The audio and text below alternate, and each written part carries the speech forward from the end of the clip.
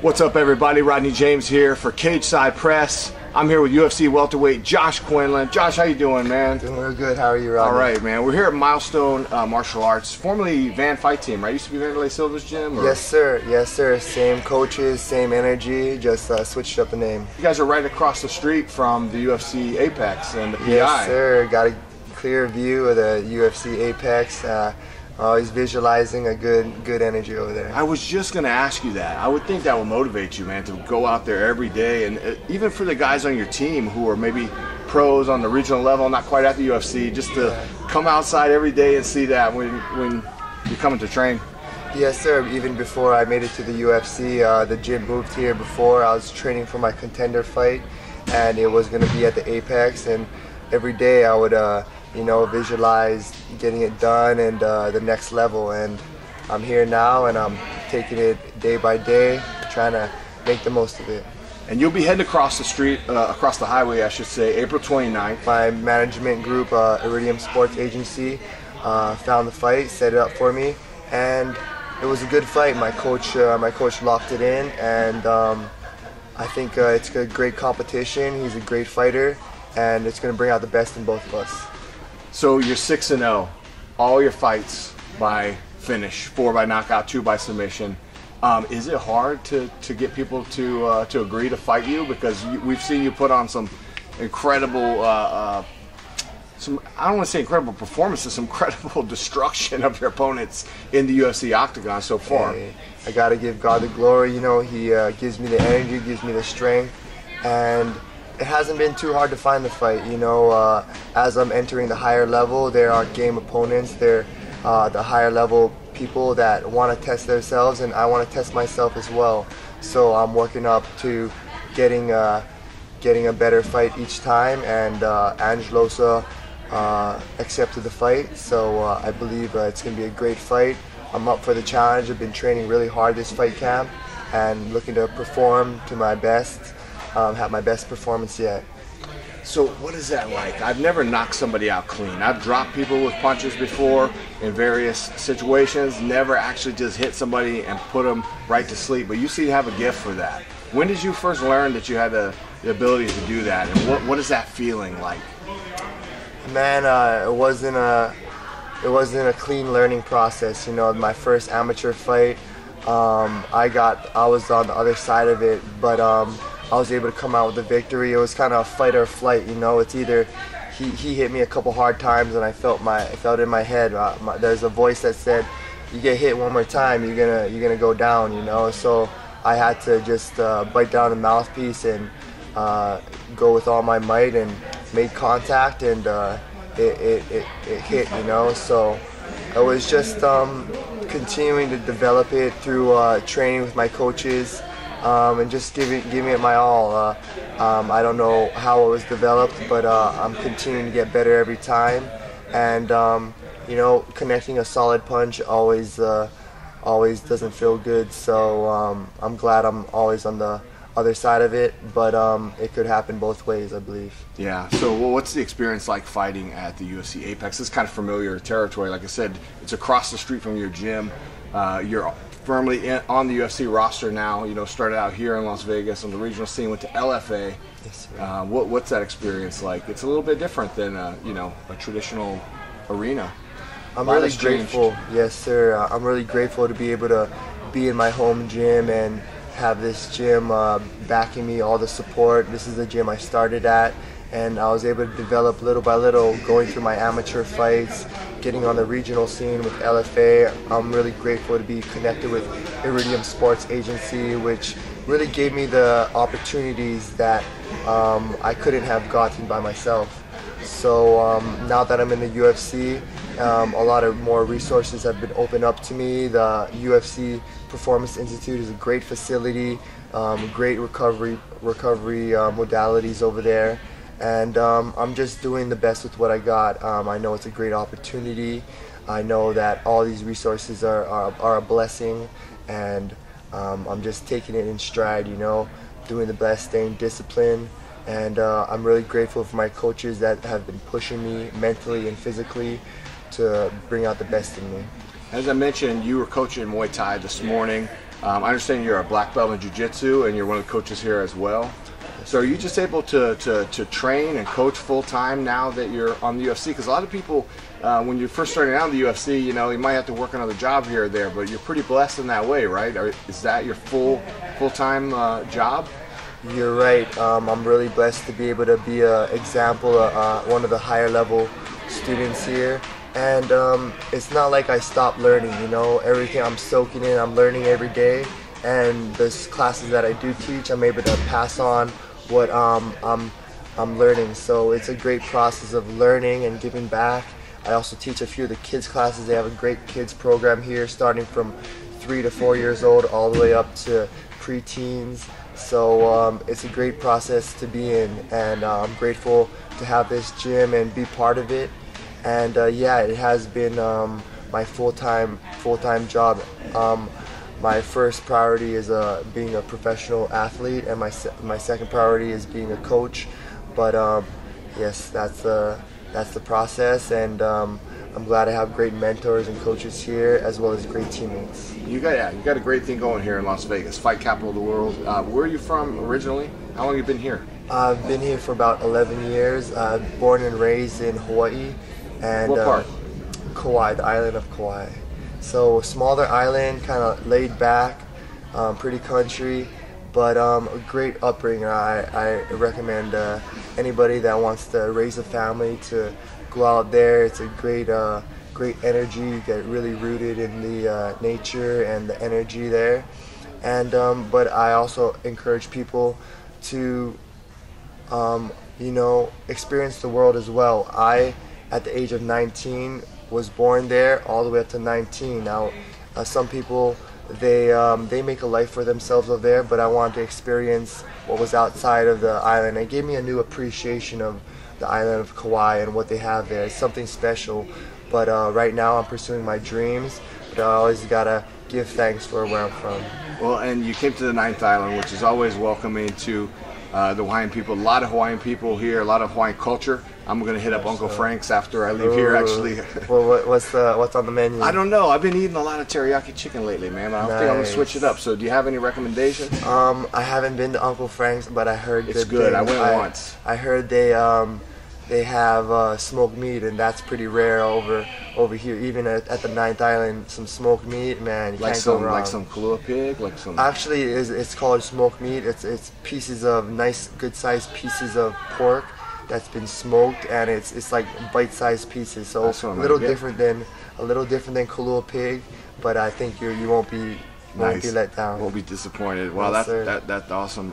So, coming from LFA, and you mentioned Iridium Sports, LFA is kind of these days really it's a big feeder league for UFC, and Iridium captures a lot of their talent and feeds them into the Contender Series pipeline, which worked out really well for you.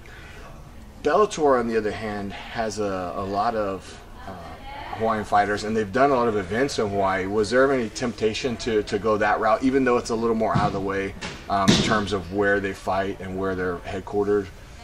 You know, I was just open to the opportunity. I didn't know where this professional martial arts would go. I was just open to just trying to get to the highest level that I could. I didn't expect, or you know, I didn't know I was going to make it to the UFC. I was working an engineering job 2017 after I graduated college, and it wasn't fulfilling. It wasn't fulfilling me. It wasn't challenging me mentally, or challenging me mentally maybe, but it wasn't fulfilling for me. So I had to find a passion, and martial arts was always gave back to me, always blessed me with challenges as well as just fulfillment. So I used that as my relief. I used that as my pursuit, and doors opened up to me. I connected with Iridium Sports Agency. They gave me some LFA fights, and then it went to the Contender Series, and now the UFC. And maybe other doors will open, but right now I'm doing my best in the UFC, seeing how far I can take it. And I do have goals of being the top 10. I do have goals of these, fighting elite fighters, but I know there's a lot of work that has to be done. So I'm open. I know there's Risen out there in Japan. I know there's Bellator in Hawaii. And these are great opportunities for all different types of fighters. But right now, my opportunity is in the UFC. And wherever I go, I try to do my best. Hope to continue that legacy from Hawaiian fighters. And even Brad Tavares, he's a great fighter as well. I've bumped into him up here. He lives up here. And just a good energy. And not just from people from Hawaii, just fighters that are humble, that can bring that good spirit. I always respect that. Yeah, you got Brad, you got Dan Ige, you got Boston Salmon. You got a ton of guys here in Las Vegas, actually. I was going to ask you that. Have you ever mixed it up with these guys? Because most of them are at Extreme Couture. That's kind of the hub for a lot of the Hawaiian fighters. It is. How come you haven't ended up there? I guess you have quite a bit of, you have a lot of irons in the fire here at this gym, and you've kind of helped been part of the building this team up to what it is. So I guess that kind of answers my question. But you ever train with those guys? I did a few wrestling classes at the PI that was a little bit of cross train. Didn't physically get to train body to body with any of those guys. But been in a few wrestling classes with in the same environment as them, and just really humble guys. Always say hi to them, like Puna Soriano, and all those guys. Just good energy. Always even Maki Pitolo. These guys always, respect the fighters. We have that mutual respect. That, man, like we lay it on the line. We put in the work, and the result, the victory isn't what's it called? The victory isn't. What's that word? It's not always what's it called? I know what you mean. Like it's not everything. It's part of just I'm saying, like, it's not certain. Like you do all these work. Like even I see Puna putting in the work on a daily basis. I see Maki putting in the work, and then we go these fights. These fights in the cage, they come down to inches. They come down to split seconds. I'm grateful I haven't had a loss in the cage, but I know it might come every time I enter there. It might come, and I give it to God. I give God the reins. I may your will be done, but I'm gonna do my part to be the best version of myself, be a good example, and shine your light. So I respect any fighter or any person that puts in the work and something, and the end result isn't promised, but we know that if we do it for the right reasons, the right intentions, then only good can come out of it. One thing I did forget to ask, though, too. We'll keep it rolling here. Yeah. Tell me about your martial arts journey. When did you first start getting into martial arts? Your nickname is the Bushido, right? Which lends itself, that makes me think it's related to traditional martial arts. Is that where you began your journey? Actually, when I was growing up, I didn't have a background in martial arts. I grew up playing team sports. I grew up, surfing, roughhousing with my brothers, but never had the inclination or never had the opportunity. Of course, every young boy wants to have those tools, but I never had that opportunity to develop self-defense or martial arts or even some boxing. It was always an interest of mine, but I didn't have the opportunity to. I've had certain run-ins that would have been great to know these skills, but I didn't have the opportunity to use it, develop these skills. I know now that in Hawaii there's a little more opportunity. It's from jiu-jitsu gyms to boxing gyms on the island of Kauai, and in Hawaii now that's got a little more mainstream.